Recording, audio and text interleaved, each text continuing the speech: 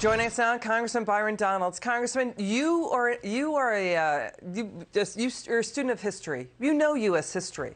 We have gotten out of problems before.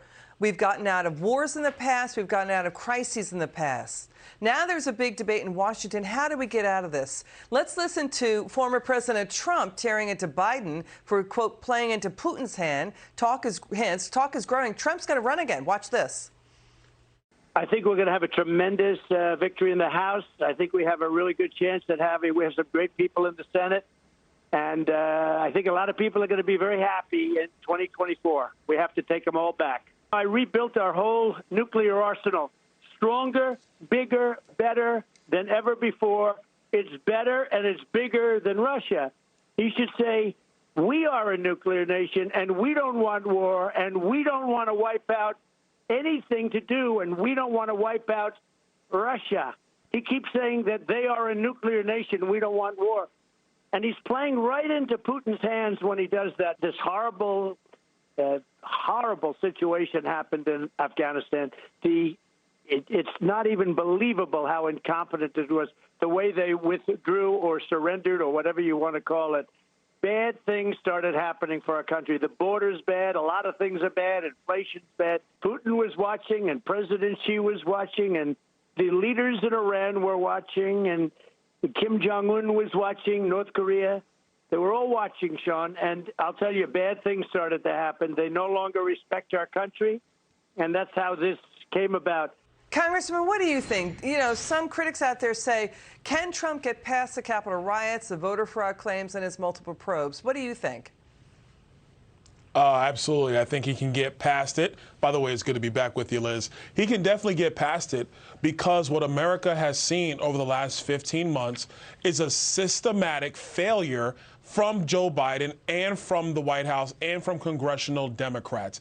Everything that President Trump just said is absolutely true and factual, and it actually affects the pocketbooks of everyday Americans. Listen, the administration's running around saying right now that the oil companies have 9,000 leases and they can pump whenever they want. That is a lie. The oil companies have to get permits from the federal government. They have to get authorizations from the federal government. And Joe Biden's administration is refusing to give them. And if there is a lawsuit in federal court, the Biden administration isn't even challenging the ruling from some of these federal courts. It's an abject disaster, and it's hitting the American people in their pocketbooks. Yeah, the crises we have are often self-man-made, right? It's what the crisis is that how we govern ourselves. Trump won working-class voters. Since 2012, non-white working-class voters shifted away from Democrats by a margin of 18 points. The GOP have taken a 9-point national lead among Hispanic voters and more than doubled support in the black community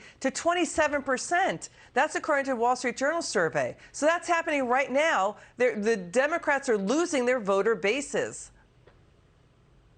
No, I totally agree with you. And some of the internals in that poll are even worse. Black vote support for the Democrat Party has dropped nearly 30 points in that poll. The Democrat Party has decided to go down this line of the radical left. But Americans are seeing it's not helping us at home. It's not helping us on the border. It's certainly not helping us with inflation. And then when you look across the ocean, when you look around the world, America's standing in the world is severely diminished. And that is because of these radical policies. It starts with energy policy, but it goes much, much deeper, much, much broader. You know, Biden and the White House are not trying to say they are pro-U.S. energy. When Biden has signed more than half a dozen executive orders on green energy, helping to restrict U.S. energy. Let's talk about, you know, more on his energy policy in just a second. Let's watch the president here. Watch this. Would there be any place for fossil fuels, including coal and fracking, in a Biden administration? No, we would work it out. We would make sure it's eliminated and no more subsidies for either one of those. I guarantee you, we're going to end fossil fuel. No new fracking. There's no question I'm in favor of banning fracking.